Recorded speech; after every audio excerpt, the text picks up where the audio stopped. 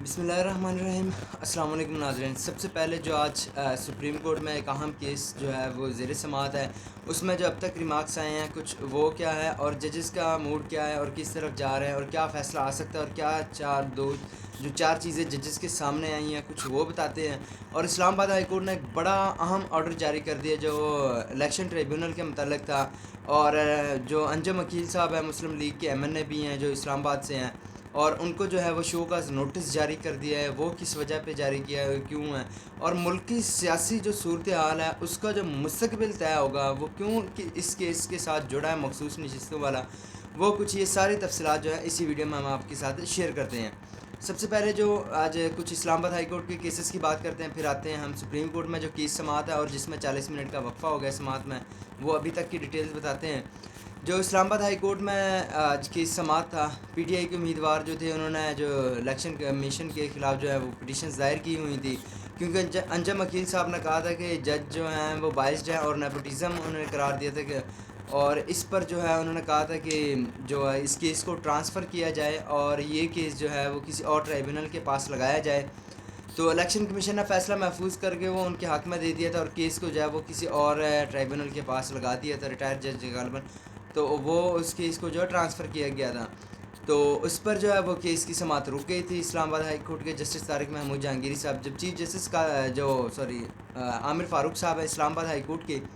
انہوں نے اس کیس کی سماعت کی، اور آج اس کیس میں جو ہے وہ انہوں نے انجم وکیل صاحب جو ہے مسلم لیگ کے ایم این اے، ان کو شو کاز نوٹس جاری کر دیا ہے توہین عدالت کا، اور انہوں نے جو جج صاحب کے خلاف جو ہے وہ الفاظ استعمال کیے تھے تعصب باعث یعنی کہ تعصب اور اقربا پروری کے، تو اس پر جو ہے انہوں نے شو کاز نوٹس جاری کر دیا، اور غالباً 9 جولائی تک کیس کی سماعت جو ہے تقریباً وہ آئی تھنک سو وہ ارجن ہو گئی ہے، اور انہوں نے کہا کہ آپ جواب جمع کرائیں، کیوں نہ آپ کے خلاف توہین عدالت کی کارروائی کی جائے، حالانکہ انہوں نے سوری بھی کی، معذرت بھی کی الفاظ پہ، تو انہوں نے وکیل کا تو کچھ یہ چیزیں، اور جو ہے وہ الیکشن کمیشن کا نوٹیفیکیشن جو ہے وہ چیف جسٹس عامر فاروق صاحب نے معطل کر دیا ہے، اور اس کیس کو جو ہے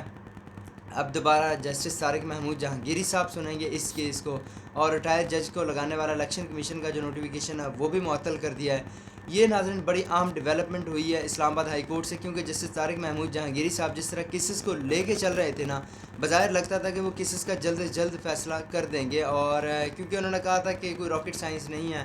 آڈٹ کروانا پڑا یہاں سے کروا لیں گے، یہاں سے نہ ہوا تو ہم باہر سے کروا لیں گے، اور اوریجنل فارم 45 اور 47 اور بیان حلفی جو ہے عدالت میں جمع کروائے جائیں۔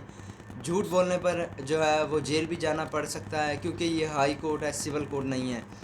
تو یہ چیزیں تھی اسلام آباد ہائی کورٹ سے، اور جو انہوں نے جو ہے وہ چیف جسٹس عامر فاروق صاحب نے الیکشن کمیشن کا نوٹیفیکیشن جو ہے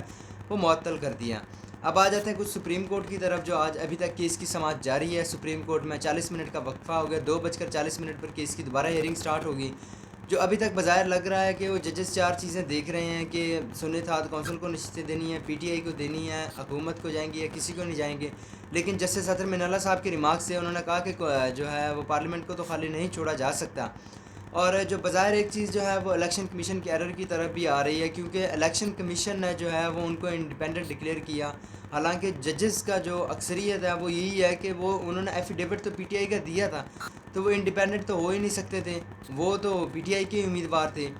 تو اس پر جو ہے وہ اب دیکھنا ہے کہ نشستیں جو ہیں وہ پی ٹی آئی کو ملتی ہیں، سنی اتحاد کونسل کو یا حکومت کو،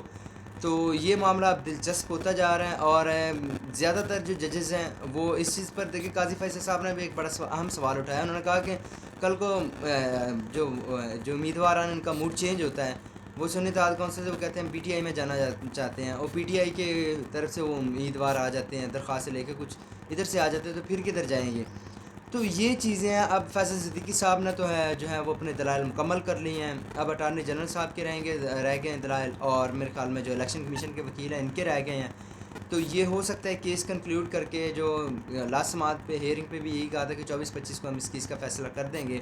تو ابھی تک تو صبح سے کیس کی ہیئرنگ چل رہی ہے۔ تو اب یہ معاملہ بڑا اہم ہوتا جا رہا ہے، کیونکہ جسٹس اطہر من اللہ صاحب نے بھی بڑے اہم حقائق، انہوں نے کہا کہ آپ سچ بولنے سے کیوں ڈرتے ہیں، کیوں لوگ سچ نہیں بتاتے؟ انہوں نے کہا فاطمہ جناح سے لے کے اب تک جو ہے وہ کتنے الیکشنز ہوئے ہیں اور سب کا پتہ ہے، انجینئرنگ ہوتی رہی ہے، پولیٹیکل انجینئرنگ، تو اس پر ایک لمحے تو جسٹس ستر منالا صاحب کے جو ریمارکس سے انہوں نے کہا تھا کہ ملک کا آئین و قانون کے تحت کب چل رہا ہے، تو چیف جسٹس قاضی فیصل صاحب نے کہا کہ اب وقت آ گیا کہ ملک کو آئین و قانون کے تحت چلایا جائے۔ تو یہ بڑی اہم چیزیں ہو رہی ہیں، اب دیکھتے ہیں، انٹرسٹنگ صورتحال بن گئی ہے کیونکہ ملکی سیاسی صورتحال بھی اسی فیصلے سے منحصر ہے۔ اس کی وجہ یہ ہے کہ جو اگر حکومت کو سیٹیں مل جاتی ہیں تو وہ اہم آئینی ترامیم کرے گی، اور اطلاعات آ رہی ہیں کچھ جو ہے وہ ججز کی تقرری کے، تو اس طرح کی حکومت کے لیے پھر آسانی ہو جائے گی، وہ جس طرح چاہے مرضی جو مرضی آئینی ترامیم کر لے کیونکہ ان کے پاس جو 2/3 اکثریت کا فگر پورا ہو جائے گا۔ تو لہٰذا اس وجہ سے یہ کیس جو ہے وہ بڑا اہمیت اختیار کر گیا ہے۔ اب دیکھنا ہے ججز کیا ڈیسائیڈ کرتے ہیں، وہ تو اب فیصلہ ہی ہوگا، جو ہوگا وہ سب کے سامنے ہوگا، اور مزید اس کیس کے جو ہیئرنگ ہوگی وہ ہم آپ کے ساتھ شیئر کریں گے۔ ابھی کے لیے اتنا ہی، ہمیں اجازت دیجیے گا، اللہ حافظ۔